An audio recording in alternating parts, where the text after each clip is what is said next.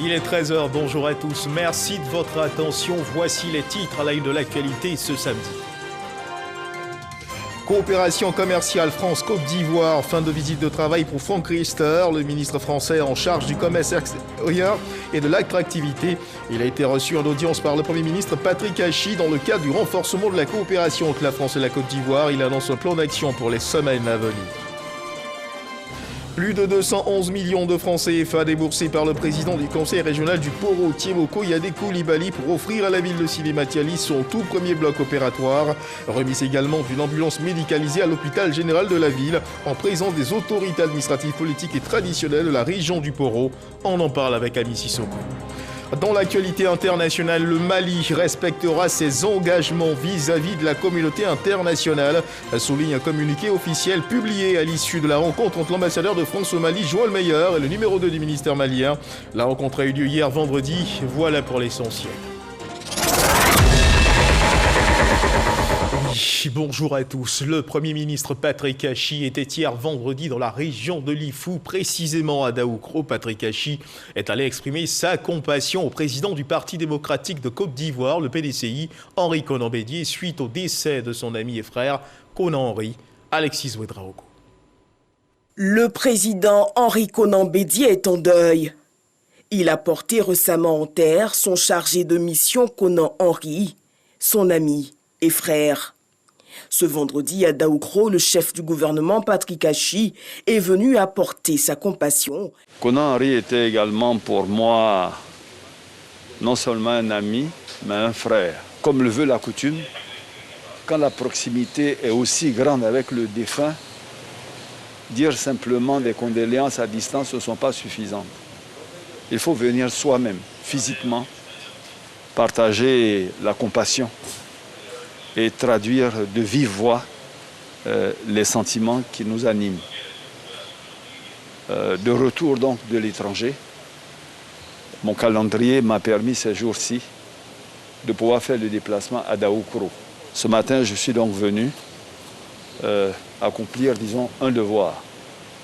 C'est traduire au président Bédié et à la famille défunte mes sentiments sincères de condoléances et ma compassion. Informé de ce que je venais, le président de la République, son Excellence le président Alassane Ouattara, m'a également chargé de transmettre au président Bédié ses salutations chaleureuses et fraternelles, ce que j'ai fait. Konan Henri était l'un des fidèles compagnons du président du PDCI RDA. Il est décédé en mars dernier des suites d'une longue maladie. Le Premier ministre Patrick Hachi qui a reçu en audience Franck Riester, le ministre français en charge du commerce extérieur de l'attractivité. C'était hier vendredi le bilan des rencontres qu'il a eues avec le ministre français en charge du commerce extérieur de l'attractivité, Franck Riester, après 3 jours passés en Côte d'Ivoire et les perspectives à venir pour le renforcement de la coopération entre la France et la Côte d'Ivoire. Voici ce dont il a été question au cours de cette audience. Cheikh Koné. C'est une visite de travail de 3 jours débutée au pas de course avec au menu plusieurs rencontres sectorielles, des panels, des inaugurations, des visites guidées de projets financés et réalisés par la France en Côte d'Ivoire. Au terme de ce marathon, Franck Riester dresse le bilan à sa sortie d'audience avec le Premier ministre, Patrick Hachi. Ça a été une visite bien chargée autour de la réaffirmation de la volonté du président Emmanuel Macron de renforcer les liens entre la Côte d'Ivoire et la France pour voir de manière très concrète comment on peut renforcer nos échanges commerciaux, notamment faire en sorte qu'il y ait davantage d'exportations ivoiriennes en France et que ces exportations soient plus porteuses de valeur ajoutée, c'est-à-dire qu'il y ait davantage de transformations ici réalisées en Côte d'Ivoire pour des exportations vers la France, mais aussi à travers ces partenariats des exportations vers d'autres pays, qu'ensemble, nous puissions bâtir des chaînes de valeur, des chaînes de production, des partenariats qui nous permettent d'exporter des produits depuis la Côte d'Ivoire ensemble vers le reste du monde. Beaucoup de choses à l'ordre du jour de ces 3 jours ici en Côte d'Ivoire, mais surtout un plan d'action pour les semaines et les mois qui viennent, pour concrètement, au-delà des discours, on puisse traduire ça dans des actes, dans des partenariats, dans des exportations et dans des réussite commune. Et c'est ce que nous allons nous atteler à faire avec mon collègue et ami ministre de l'Industrie et du Commerce. Plusieurs projets dans les domaines de l'environnement, du développement durable et de l'énergie ont intéressé la délégation française. Agenda chargé pour le ministre français en charge du commerce extérieur, de l'attractivité, Franck Riester, qui a également été reçu par la ministre d'État, ministre des Affaires étrangères, Kandia Camara, de l'intégration africaine de la diaspora, dans le cadre de la visite qu'il entreprend en Côte d'Ivoire. Avec lui, plusieurs hommes d'affaires français. Reportage. Franck Riester, le ministre français délégué auprès du ministre de l'Europe et des Affaires étrangères, chargé du commerce extérieur et de l'attractivité, présent à Abidjan, à la tête d'une forte délégation, a été reçu en audience par Kandia Camara, ministre d'État, ministre des Affaires étrangères, de l'intégration africaine et de la diaspora. Nous avons eu avec Madame la ministre un échange nourri autour finalement du bilan de mes 3 jours et demi de déplacement ici à Abidjan, en Côte d'Ivoire, pour venir réaffirmer l'ambition du président Emmanuel Macron de renforcer, renouveler la relation entre la Côte d'Ivoire et la France pour davantage créer des partenariats sur le temps long, gagnant-gagnant entre nos entreprises.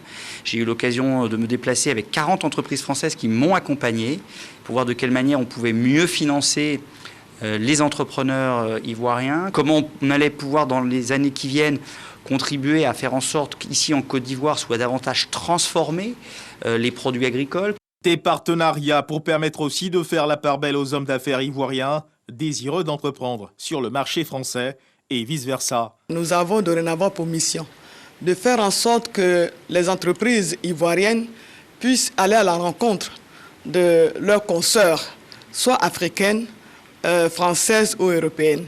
Et cela va permettre de nouer des partenariats, certainement gagnant-gagnant.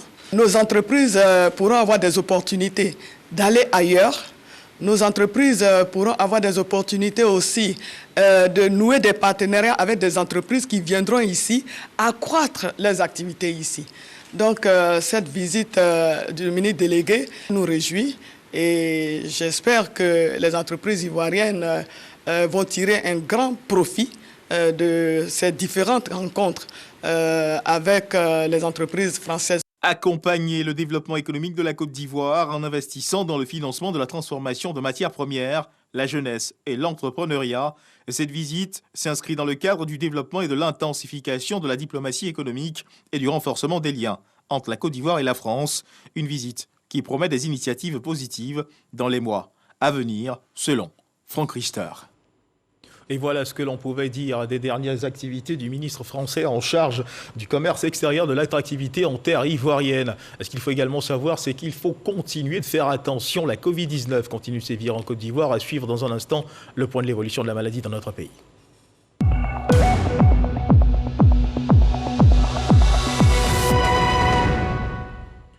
Le ministère de la Santé et de l'Hygiène publique de la couverture maladie universelle a enregistré le vendredi 4 juin 2021 46 nouveaux cas de Covid-19 sur 2759 échantillons prélevés, soit 1,7% de cas positifs, 68 guéris et 0 décès. À la date du 4 juin 2021, la Côte d'Ivoire, notre pays, compte donc 47 435 cas confirmés, dont 46 915 personnes guéries, 306 décès et 214 cas actifs. Le nombre total d'échantillons est de 657 347.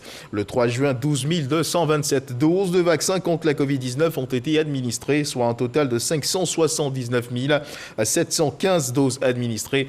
Le ministre de la Santé et de l'Hygiène publique et de la couverture maladie universelle invite toutes les personnes de plus de 18 ans à se faire vacciner dans les centres de vaccination.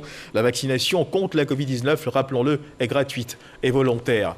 Elles peuvent se réjouir. Les populations de la ville de Sinématiali, l'hôpital général de la localité, vient d'être doté de son tout premier bloc opératoire. Le président du conseil régional du Poro, Timoko Yade Koulibaly, a procédé à l'inauguration de ce bloc opératoire et à la remise d'une ambulance médicalisée à l'hôpital général de la ville. Coût de réalisation, plus de 211 millions de francs CFA. C'était en présence des autorités administratives, politiques et traditionnelles de la région du Poro. C'est ce que nous dit Ami Sissoko.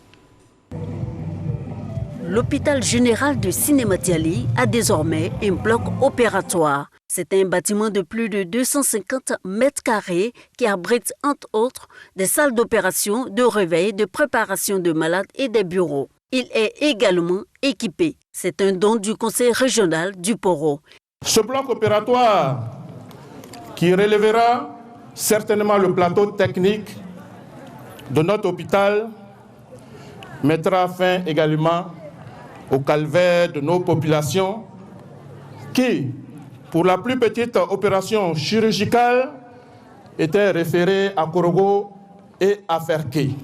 Ce bloc permettra d'alléger la tâche au CHR de Korogo et à l'hôpital général de Ferké. Cette structure permettra à la population d'économiser de l'argent, car une référence est très coûteuse. Pour joindre l'utile à l'agréable, le conseil régional du Poro, avec à sa tête Timo Koyade Koulibaly, offre, en plus du bloc opératoire, une ambulance médicalisée à l'hôpital général de Sinématiali. Le tout estimé à plus de 211 millions de francs CFA. Ce n'est pas seulement à Sinématiali seul que nous venons, c'est bien dans tout le Poro. Et la somme que nous avons investie dans la région du Poro, que nous avons inaugurée cette semaine seulement, il y a 750 millions de francs CFA que nous avons investis dans la région du Poro. 750 millions de francs CFA. Et ce n'est pas fini, nous allons poursuivre. Cette année, outre le bloc opératoire de Sinématiali, le conseil régional du Poro a livré 4 autres centres de santé intégrés, à savoir maternité et infirmerie, dans les départements de Korogo, Dikodougou et Mbengue. Mesdames et messieurs, une journée mondiale est dédiée à l'environnement et cette journée c'est le 5 juin et aujourd'hui nous sommes le 5 juin de l'année 2021. La journée mondiale de l'environnement est donc célébrée autour du thème « Restaurer les écosystèmes ». Une journée pour rappeler combien de fois il est important de protéger l'environnement pour notre bien à tous. Je vous invite à suivre la déclaration du gouvernement faite par le ministre de l'Environnement et du Développement durable, Jean-Luc Assy. Rascando. La journée mondiale de l'environnement débute avec le lancement de la décennie des Nations Unies pour la restauration des écosystèmes qui se déroulera de 2021 à 2030. Cet objectif vise à mettre un terme à la dégradation des écosystèmes et à les restaurer afin d'atteindre les objectifs de développement durable. Nous sommes tous unanimes pour dire que les services des différents écosystèmes rendus à l'homme et à son environnement sont d'une importance capitale. Cependant, ces écosystèmes subissent de fortes pressions exercées par la plupart des activités anthropiques, comme la déforestation, la pollution des milieux aquatiques, la destruction de la mangrove et la surexploitation des sols. Toutes choses qui ont un lien avec la survenue de la pandémie à Covid-19 que le monde entier subit en ce moment. En cette journée mondiale de l'environnement, le ministre Jean-Luc Assy invite les populations à des actions du planting d'arbres, au nettoyage des plans d'eau et à la promotion des énergies renouvelables. La préservation et la restauration doivent contribuer à réduire l'exposition de la population en agissant de manière durable et à grande échelle sur les causes de la dégradation des écosystèmes. Chacun est concerné tant au niveau individuel que collectif. La création récente du parc national de Mabiyaya, dans la région de la Mé, procède de cet effort de restauration des écosystèmes. Il en est de même pour les aires marines protégées comme celle de Grand Bérébi, sur le littoral qui vient aussi d'être créé. Le thème retenu cette année pour la Journée mondiale de l'environnement est « Restaurer les écosystèmes » avec pour slogan national « Ensemble, redonnons vie à notre nature ». Un reportage de Grascando, direction Yamoussoukro, les yeux grands ouverts, l'oreille attentive et des questions qui fusent. C'est avec énormément de plaisir que les élèves du district de Yamoussoukro ont découvert le Sénat de Côte d'Ivoire, s'interrogeant sur son rôle et son fonctionnement. Échanges et visites des locaux ont meublé cette activité, c'est ce que nous dit Kader Sokotoko. Samassi Ousmane Touré, secrétaire général adjoint du Sénat, présente son institution aux élèves de Yamoussoukro. La mission du Sénat, son fonctionnement et sa place dans la vie de la nation, tout est évoqué. Yamoussoukro, qui abrite le siège de l'institution, est une aubaine pour ces élèves de donner suite à leur curiosité. Après plus de 2 heures d'échange, ils repartent satisfaits. Il faut dire que j'ai appris tellement de choses sur le Sénat que je ne savais pas. D'abord, j'ai appris que le Sénat, qu'il y avait 99 sénateurs dont 66 sont élus et 33 sont nommés par le président de la République. J'ai une forte envie de devenir sénatrice. Le président du Sénat, Jano Aousso-Kouadio, était représenté à cette cérémonie par son directeur de cabinet, Simplice Yao. 1 384 899 candidats composeront aux examens à grand tirage de la session 2021. Ces examens ont été lancés hier vendredi par le ministère de l'Éducation nationale, de l'alphabétisation et la direction des examens et concours au plateau. La ministre de tutelle, Mariatou Koné, veut des examens en toute transparence, loin du spectre de la fraude. Elle a d'ailleurs exhorté chacun des acteurs directs ou indirects de ces examens à l'excellence et à la transparence. Les précisions de Jean-Marc Djadji. Le top départ est donné pour les examens à grand tirage, session 2021. La ministre de tutelle, Mariatou Koné, met à la disposition des directions régionales de l'éducation nationale leur cahier de charges et leur dotation en équipement antifraude. Au total, 1 384 899 candidats composeront aux épreuves du CEPE, du BEPC et du baccalauréat après une année scolaire sans perturbation majeure. Il s'agit pour le CEPE de 562 519 candidats. Pour le BEPC, de 509 609 candidats. Et pour le baccalauréat, 312 771 candidats. Avec plus de 16 000 cas de fraude enregistrés et plus de 600 encadreurs interpellés l'année dernière, la ministre opte cette année pour le renforcement des sanctions. Tous ceux qui se rendront coupables d'actes indélicats subiront non seulement la rigueur de la loi, mais s'exposeront à des mesures disciplinaires pouvant aller jusqu'au bannissement du système éducatif. La ministre Mariatou Koné saisit cette occasion pour inviter tous les acteurs des examens à la transparence. À vous, candidats, vous, les surveillants, les examinateurs, les correcteurs, les harmonisateurs, les membres du jury, les membres du secrétariat, les chefs de centre, aidez nos enfants à donner le meilleur d'eux-mêmes dans un cadre adéquat où ils feront l'apprentissage de la saine compétition dont les seules valeurs sont le mérite. Ces examens à grand tirage débutent le 8 juin 2021. La proclamation des résultats des épreuves du CEPE, du BEPC et du BAC est prévue respectivement pour les mardis 22 juin, 6 juillet et 27 juillet à 14 h. Toujours dans le domaine de l'éducation, cette autre réalité, une enquête réalisée en 2018 révèle que la lecture, l'écriture et les mathématiques sont des matières dans lesquelles les élèves des classes de CP1 et CP2 de CE1 ont du mal à assurer. Afin d'aider les élèves de ces classes primaires à surmonter leurs lacunes dans ces matières, identifié un programme dénommé le PAPS, le projet d'amélioration des prestations des services éducatifs ou projet désigné « Mon enfant apprend mieux à l'école » a été mis sur pied. En phase d'expérimentation dans 6 régions de la Côte d'Ivoire, le projet semble aujourd'hui impacter positivement ces enfants. Des précisions dans ce dossier vide ici proposé par Eugène Atoubé. C'est la récréation à l'école primaire de Ziasso, village de la sous-préfecture de Bon, dans la région de la Bagou. 15 heures. Passé le temps de jeu des enfants, la cour de l'école devient le cadre de la rencontre entre la communauté villageoise, les enseignants des écoles maternelles et primaires de Ziasso, les acteurs impliqués dans l'exécution du projet d'amélioration de la prestation des services éducatifs, PAPS. Une rencontre sur fond d'échange direct et ouvert que le PAPS appelle dialogue citoyen. Les problèmes liés à la gestion et le contrôle des résultats scolaires sont relevés à partir d'un tableau de bord. Nous, les enseignants, nous donnons les cours. Et quand les enfants rentrent à la maison, il n'y a pas de suivi au niveau des parents. C'est un nouveau projet. Voilà, donc nous sommes en train d'essayer aussi pour voir si ça peut changer les choses. Dans l'ensemble, c'est minable. C'est dû à la manière dont l'enseignement est aujourd'hui.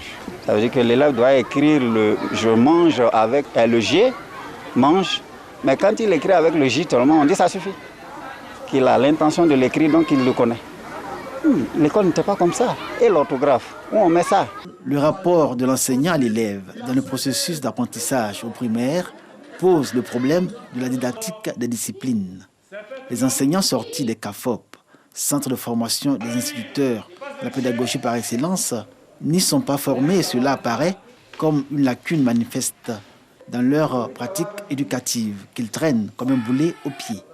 Aujourd'hui, le projet d'amélioration de la prestation des services éducatifs au projet Mon enfant apprend mieux à l'école vient combler cette lacune en ce qu'il offre pour le préscolaire communautaire et le primaire un ensemble d'activités visant à améliorer les conditions d'apprentissage des élèves des CP1, CP2 et CE1. Il y a eu des évaluations PASEC qui ont démontré que nos élèves de CP1 jusqu'au CE1 ont une faible performance en lecture-écriture et en mathématiques.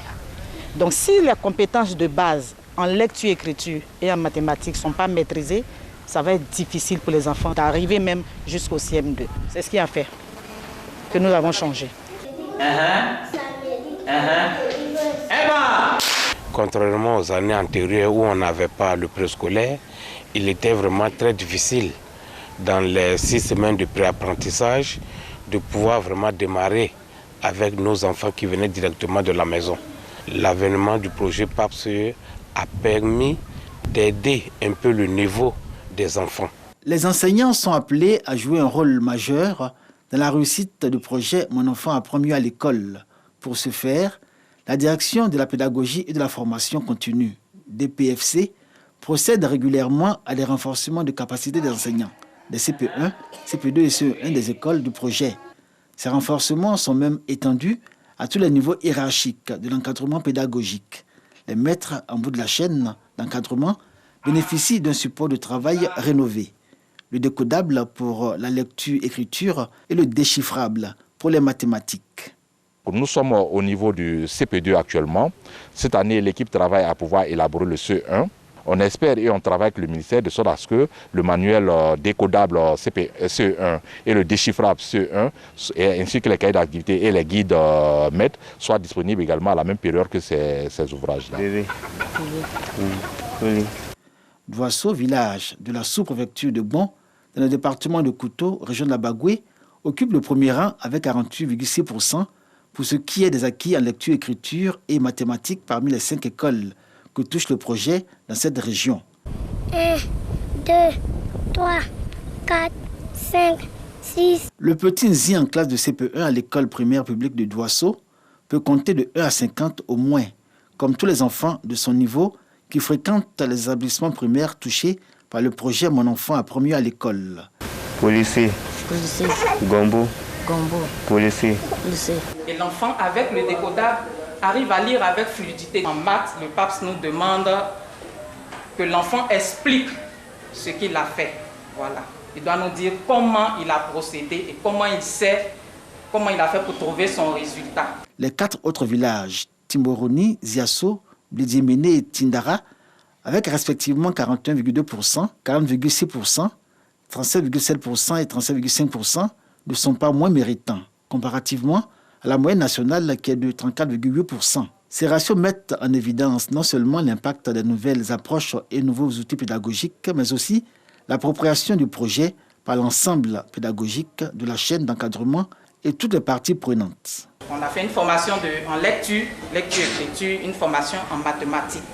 Et on a vu des nouvelles méthodes, tout ce qu'on peut faire pour que l'enfant puisse être imprégné, l'enfant puisse être acteur dans sa formation. On a essayé de mettre tout cela en application pour que l'éducation en Côte d'Ivoire soit au sommet. Il y a eu une forte mobilisation qui a été provoquée et suscitée par le PAPS. Et donc on peut facilement mettre en œuvre toutes ces pratiques. Dialogue entre les parents et les enseignants, entre la chaîne d'encadrement et les parents, parce que nous-mêmes, nous nous déplaçons pour aller dans ces localités, nous rencontrons les chefs de village, les populations et tout ça pour leur porter l'intérêt que présente justement l'école. De la mise en vigueur du projet en juillet 2018 à ce jour, des salles de classe y ont été construites et réhabilitées avec amélioration de l'environnement scolaire, notamment la latrinisation, la construction de pompes villageoises, à l'objectif d'améliorer les résultats d'apprentissage des élèves. Et dans cette même perspective, plusieurs nouveaux centres préscolaires communautaires ont été construits dans les 6 régions visées par le PAPS, entièrement équipés et pourvus en personnel.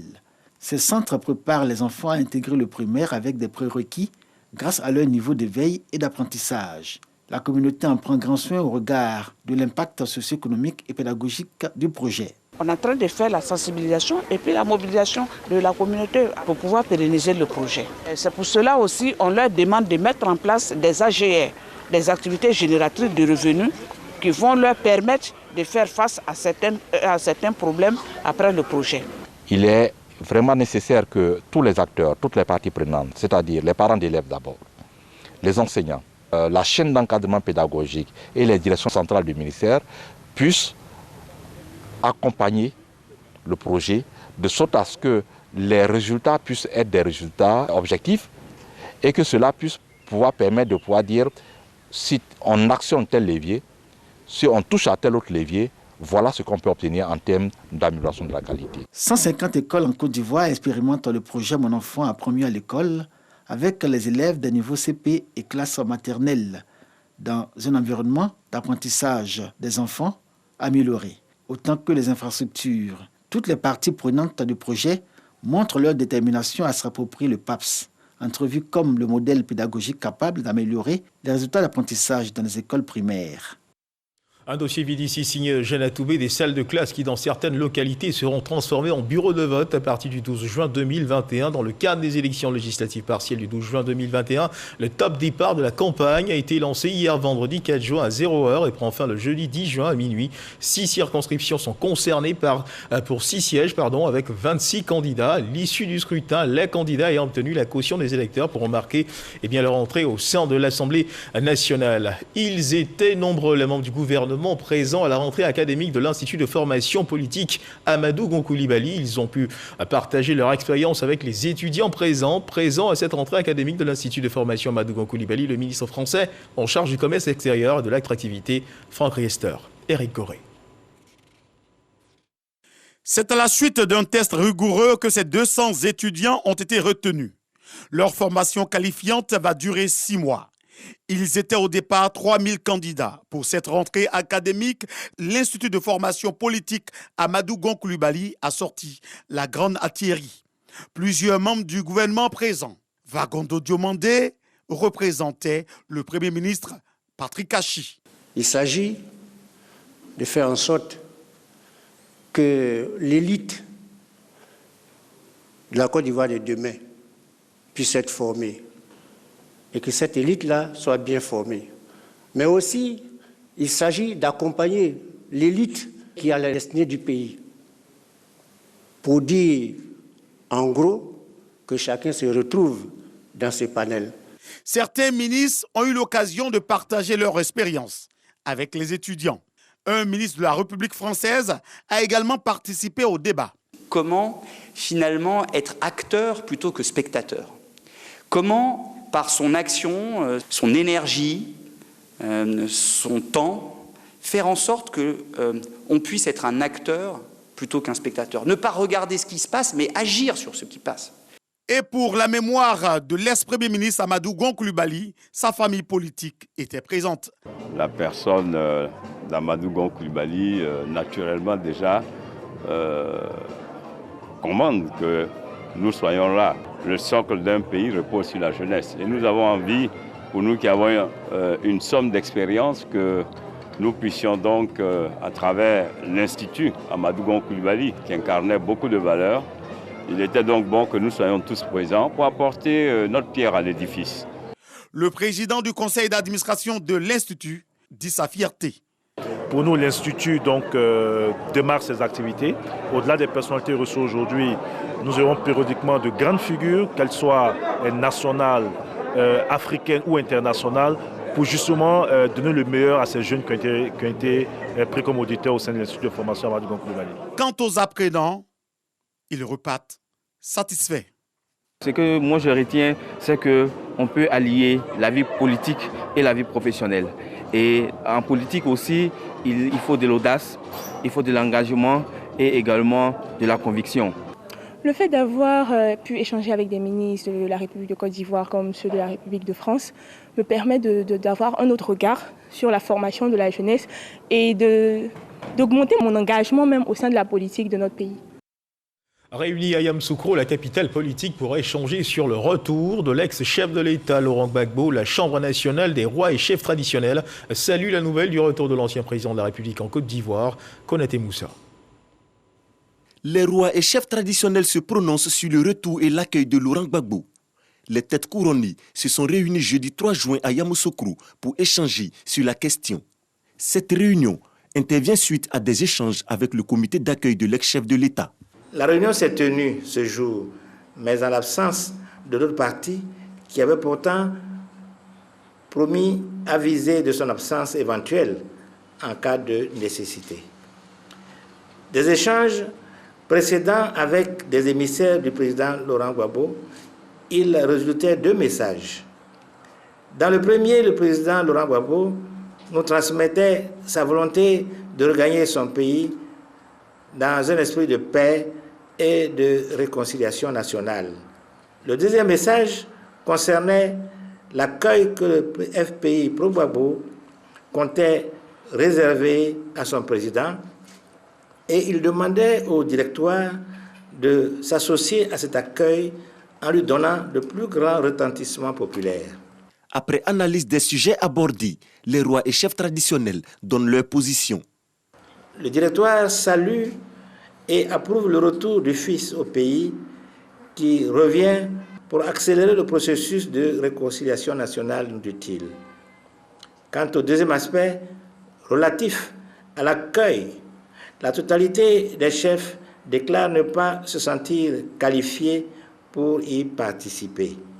Tout en félicitant ce retour qui contribuera à la réconciliation, la Chambre nationale des rois et chefs traditionnels souhaite que tout se passe dans la paix et la sécurité.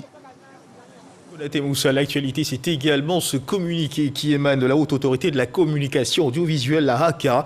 La HACA a eu connaissance de ce que des journalistes de la presse audiovisuelle mandatés pour couvrir la visite du ministre de la Réconciliation et de la Cohésion nationale, M. Kouadio Konan-Bertin, au siège du Parti démocratique de Côte d'Ivoire, le PDCI-RDA, le 3 juin 2021, ont subi une agression physique ainsi qu'une destruction de leur matériel de reportage.